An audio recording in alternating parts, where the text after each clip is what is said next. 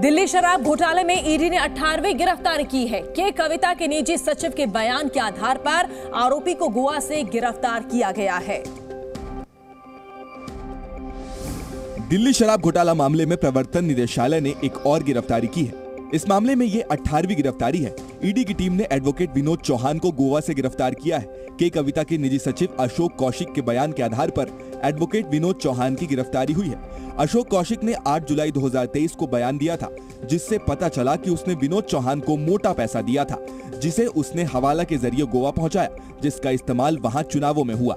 शराब घोटाले केस में ईडी दिल्ली के सीएम अरविंद केजरीवाल, पूर्व deputy CM Manish Sisodia, BRS नेता के कविता समेत 18 लोगों को गिरफ्तार कर चुकी है। ईडी ने कविता की गिरफ्तारी के संबंध में कोर्ट के समक्ष पेश किए गए आधिकारिक दस्तावेज में विनोद चौहान की कथित भूमिका की बात कही थी। शराब घोटाला मामले में अब तक की जांच और ईडी के कोर्ट में जमा किए गए दस्तावेजों से खुलासा हुआ है कि आबकारी नीति में थोक विक्रेताओं के लिए लाभ मार्जिन 5% से बढ़ाकर 12% कर दिया गया, ताकि इस मार्जिन में से एक हिस्सा किकबैक के रूप में वापस लिया जा सके।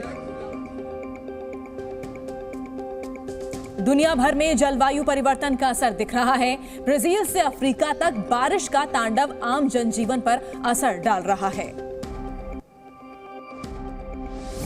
बाढ़ और बारिश की ये तस्वीरें देखकर आप अंदाजा लगा सकते हैं कि जलवायु परिवर्तन का दुनिया पर क्या असर पड़ रहा है। ब्राजील में बाढ़ का ये विकराल रूप देखकर किसी का भी दिल दहल जाए।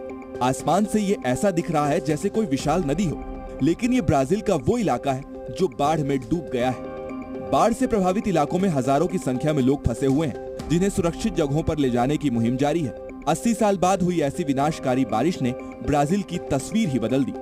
अब यहाँ से हजारों मील दूर केनिया का हाल देखिए। यहाँ पर समुद्री तूफान के बाद हुई बारिश ने जबरदस्त तबाही मचाई है। बारिश के बाद शायद ही केनिया का कोई इलाका ऐसा बचा हो जहाँ बाढ़ के पानी ने घरों को ना डुबाया हो। अब तक करीब 50,000 लोगों को विस्थापित होना पड़ा है। लोगों को सुरक्षित निकालने के लिए हेलीकॉप्टर का सहारा लेना पड़ा। अमेरिका के टेक्सास में भी मौसम ने अपने तेवर बदले, तो यहाँ भी बारिश ने सड़कों को नदी बना दिया। टेक्सास और ह्यूस्टन को जोड़ने वाले कई राजमार्ग बंद करने पड़े।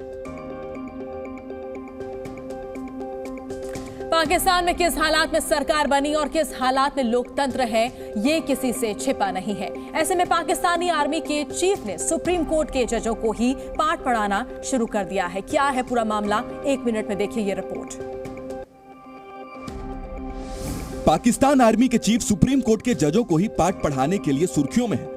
पाकिस्तानी अदालतों के सेना पर सवाल उठाने और सत्ता में दखलंदाजी रास नहीं आ रही है, लिहाजा आसिम मुनीर जजों को ही नसीहत देने से बाज नहीं आ रहे हैं। हाल ही में आसिम मुनीर ने बयान दिया है कि सेना अपने संवैधानिक सीमाओं के बारे में अच्छी तरह से परिचित है और दूसरों से संविधान को कायम रखने की उम्मीद करती है। जो लोग संविधान में अभिव्यक्ति की स्वतंत्रता पर लगाए गए स्पष्ट प्रतिबंधों का उल्लंघन करते हैं, वो दूसरों पर उंगली नहीं उठा सकते। दरअसल मुनीर का ये बयान 2 दिन पहले पाकिस्तान के मुख्य न्यायाधीश की सेना पर टिप्पणी के बाद आया है। पाकिस्तान के चीफ जस्टिस ने कहा था, न्यायपालिका को एक निश्चित कार्रवाई करने के लिए प्रेरित करना न्याय प्रक्रिया में हस्तक्षेप के समान है। दरअसल मुनीर पर पाकिस्तान में खुद को सबसे ताकतवर दिखाने का भूत सवार है, लिहाजा अब वो जजों को भी नसीहत देने से बाज नहीं आ रहे हैं।